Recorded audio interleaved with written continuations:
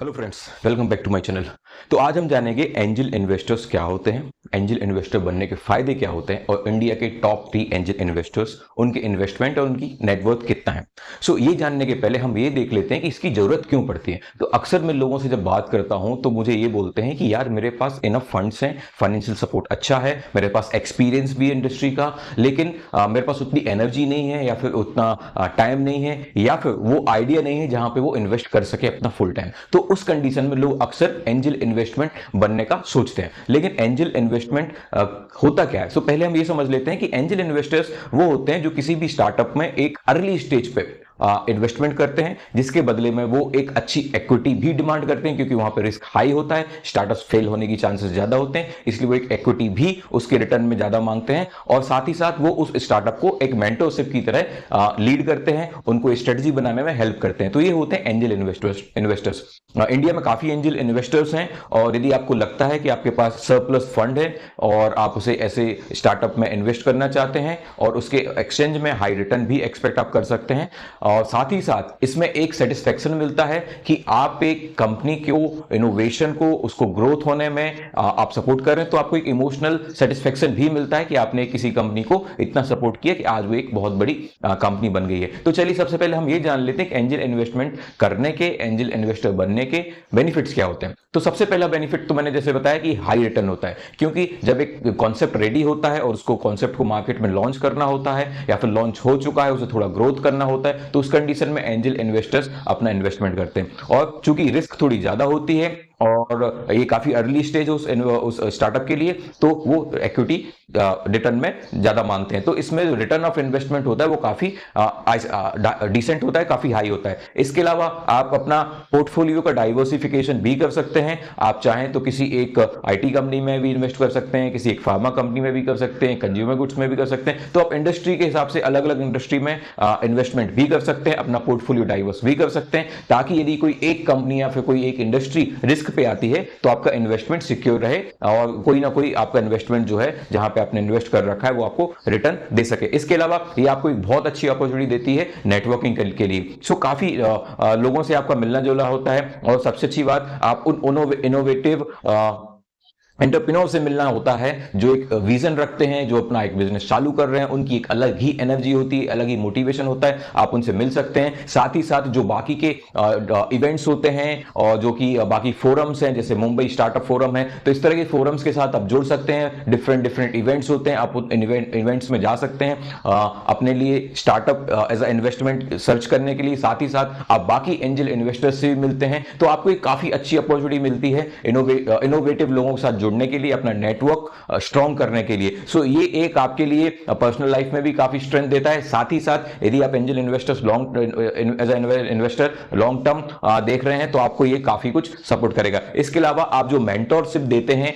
अपने स्टार्टअप के लिए, जहां पे आपने इन्वेस्टमेंट किया हुआ है, वो काफी हेल्प करती है उन स्टार्टअप्स को ग्रो करने के लिए, क्योंकि शुरुआत में हो सकता है कि वो कुछ ऐसे उतने एक्सपीरियंस ना हो, लेकिन जब आप मेंटरशिप देते हैं उन्हें, तो आप एक उन्हें काफी अच्छा हेल्प करते हैं एक सक्सेसफुल स्ट्रेटजी बनाए रखने के लिए। इसके अलावा काफी और बेनिफिट है। सबसे अच्छा बेनिफिट, यदि आपकी एक फाइनेंशियल इनकम काफी ज्यादा है तो आपको टैक्स में काफी प्रॉब्लम आती होगी।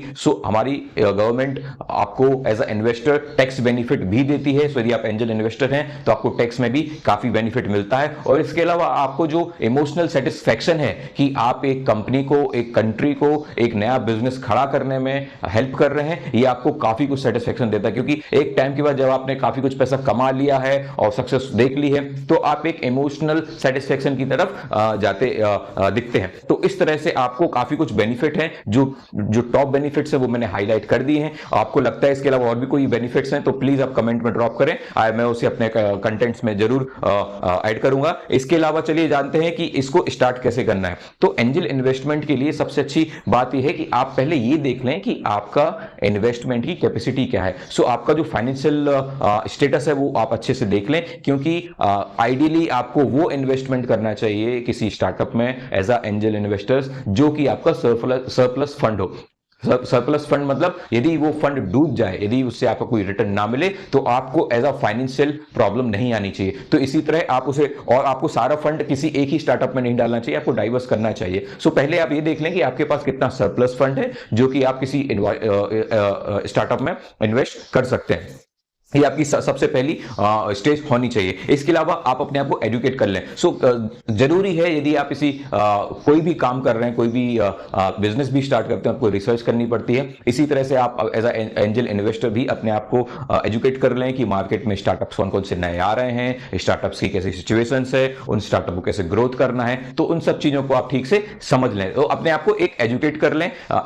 इंडिया में कितने नए स्टार्टअप्स आ रहे हैं, उनको कैसे फाइंड करना है, उसके लिए मैंने एक डेडिकेटेड वीडियो बनाया है। आप चाहें तो चैनल को सब्सक्राइब कर सकते हैं और उस वीडियो को जाके भी देख सकते हैं। सो वो आप अपने आप को एक एजुकेट कर लें, और साथ ही साथ ये भी देख लें कि क्या टैक्स बेनिफिट हैं और सेबी के क्या नॉर्म्स हैं। तो आप इन सब चीज को थोड़ा समझ लें, ताकि आपको जब कोई कन्वर्सेशन करें तो आपको ज्यादा अच्छे से क्वालिटी कन्वर्सेशन आप कर पाएं। इसके अलावा मैं आपको ये भी बोलूंगा कि आपका जो फोकस है उस पर भी ध्यान दें। जैसे कि यदि आपको फाइनेंशियल इंस्टीट्यूट पे आपकी एक्सपर्टीज है, आपका एक्सपीरियंस है, तो आप उस इंडस्ट्री पे ज्यादा ध्यान दें। यदि आपको कंज्यूमर गुड्स पे ज्यादा एक्सपर्टीज है तो आप उस पर ज्यादा ध्यान दें, क्योंकि आपका जो एक्सपीरियंस है वो आप एज अ मेंटोर दूसरों को भी, आपके स्टार्टअप्स को जहां पे आप इन्वेस्ट कर रहे हैं वहां पे आप मेंटरशिप दे सकते हैं। इसलिए आपका फोकस होना बहुत ज्यादा जरूरी है, क्योंकि आप अकेले होकर सारी इंडस्ट्री में मास्टर होना काफी डिफिकल्ट हो जाता है। तो आप एक फोकस रखें कि आपका एक्सपर्टीज जिस चीज में, उसी इंडस्ट्री में आप इन्वेस्ट करें। इसके अलावा आप ये भी देख लें कि आपको जो भी इन्वेस्टमेंट करना है उसे एक स्मॉल स्टार्ट करें। सो स्टार्ट स्मॉल,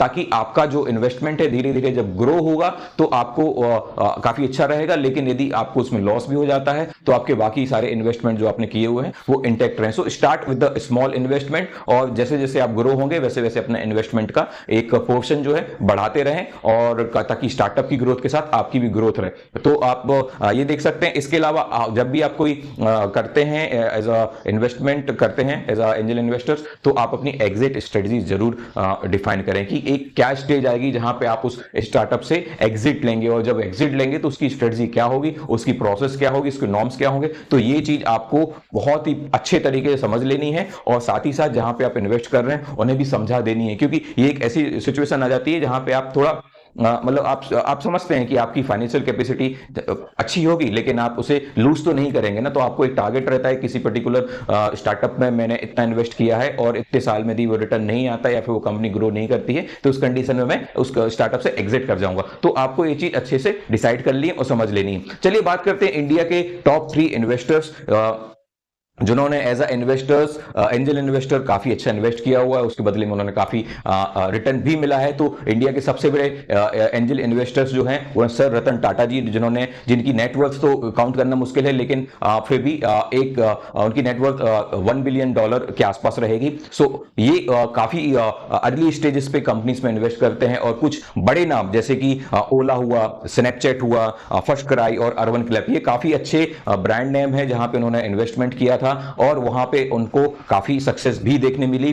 तो इसी के अलावा चलिए बात करते हैं दूसरे एंजल इन्वेस्टर की। सो दूसरे एंजल इन्वेस्टर हैं कुणाल शाह, जो कि फाउंडर भी हैं क्रेड के, और इसके अलावा उन्होंने काफी जगह पे इन्वेस्टमेंट किया हुआ है, जैसे रोजर पे में किया हुआ है, भारत पे में किया हुआ है। इनकी नेटवर्थ कुछ $750 मिलियन है, और इनका आप यदि पोर्टफोलियो देखेंगे तो आपको समझ में आया कि ये ज्यादातर फाइनेंशियल इंस्टीट्यूट्स में इन्वेस्ट करते हैं। तो जैसे कि मैंने बताया कि आपका फोकस होना चाहिए आपकी एक्सपर्टीज के हिसाब से, तो इस तरह से आप डिसाइड कर सकते हैं कि आपको कैसे इन्वेस्टमेंट करना है। इसके अलावा बात करते हैं संजय मेहता की। संजय मेहता जो कि एंजल इन्वेस्टर रहे हैं ओयो के, बॉक्स 8 के, वो मोमो के और जेप्लॉन के। सो इनकी नेटवर्थ है कुछ $500 मिलियन, और इनका पोर्टफोलियो देखेंगे तो आपको ऐसा लगेगा कि जो ये मोस्टली फूड इंडस्ट्री से या हॉस्पिटैलिटी इंडस्ट्री से काफी जुड़े हुए हैं, और उसमें ही उन्होंने ज्यादातर इन्वेस्टमेंट किया हुआ है। तो इस तरह से इंडिया के टॉप 3 एंजल इन्वेस्टर हैं, और आप इनकी प्रोफाइल को काफी डिटेल में समझ भी सकते हैं। यदि आपको इंटरेस्ट है इनमें से किसी भी एक पर्टिकुलर एंजल इन्वेस्टर के बारे में ज्यादा जानने का, तो आप कमेंट में